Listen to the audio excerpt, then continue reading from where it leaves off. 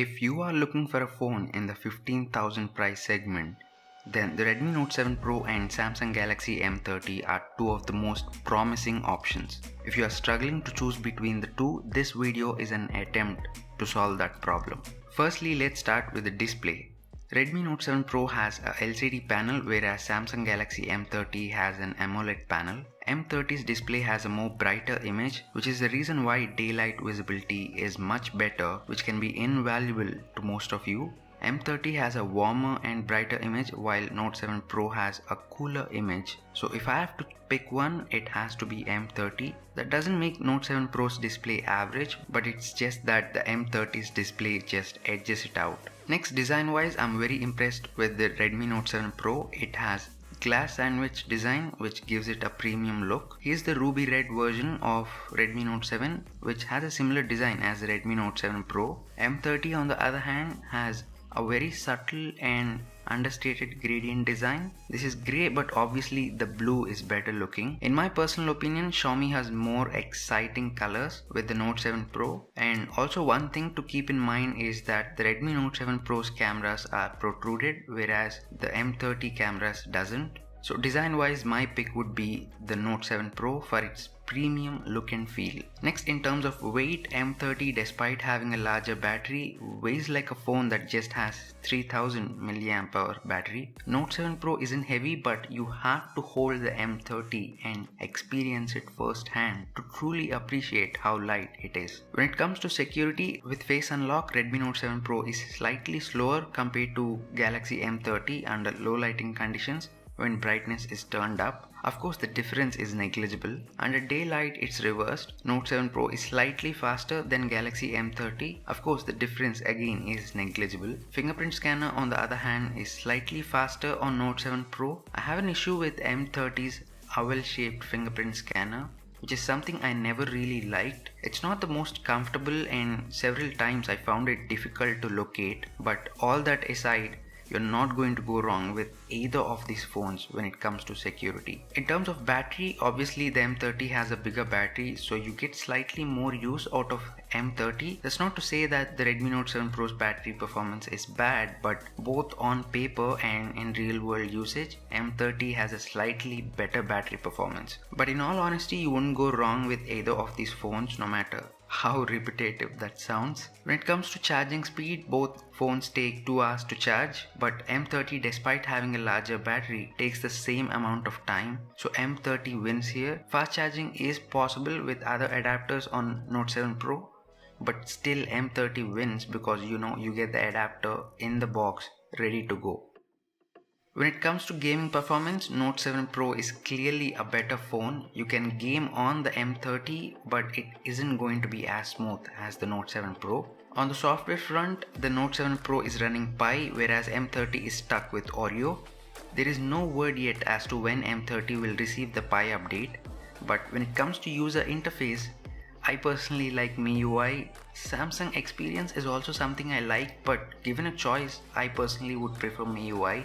And I know some of you hate ads on MIUI. Ads can be intrusive at times, so this really comes down to your personal preference.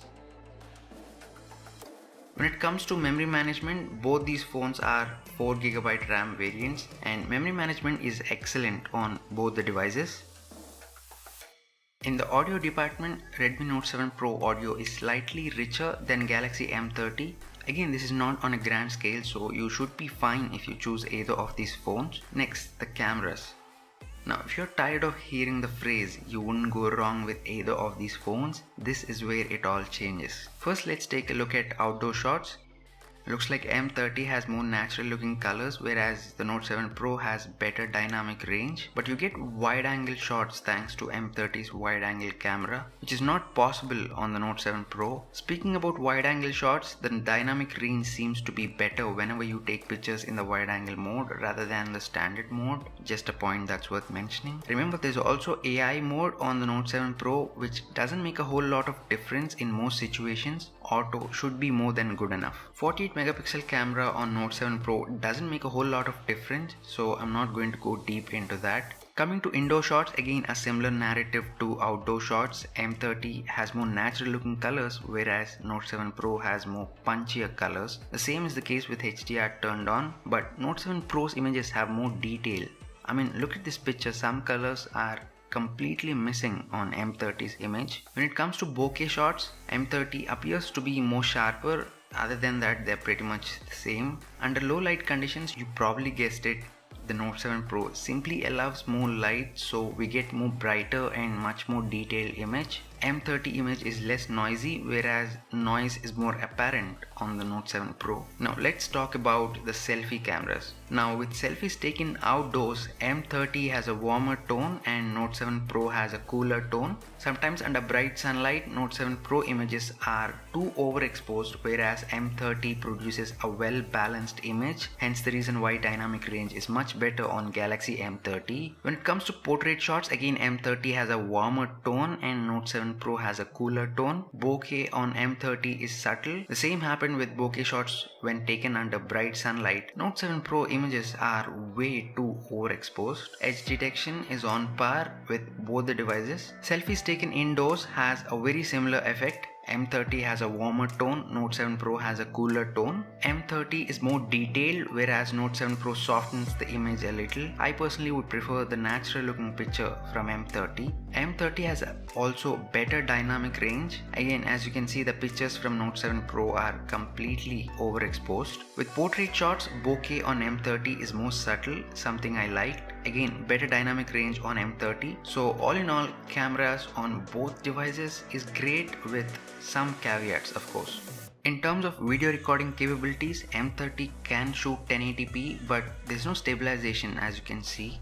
But Note 7 Pro can shoot 1080p at 30 and 60 frames per second, and image stabilization is present, and it can even go up to 4K at 30 frames per second. So it's obvious that Note 7 Pro is more capable at capturing videos. Now coming to the final aspect, which is the price. The Galaxy M30 with 4GB of RAM and 64GB of storage is priced at 15,000. It has triple cameras, so wide angles possible, while the Redmi Note 7 Pro comes with same 4GB of RAM and 64GB of storage priced at 14,000 rupees. Note 7 Pro clearly wins in the camera department, especially under low lighting conditions. It's running Pi out of the box, so you really have to decide, because even though M30 is expensive, it has AMOLED display and a slightly bigger battery. So in the end, it all comes down to the user interface, whether you choose MIUI or Samsung Experience. So you have to weigh the pros and cons and choose what's best for you. I personally would go for the Redmi Note 7 Pro for its premium build,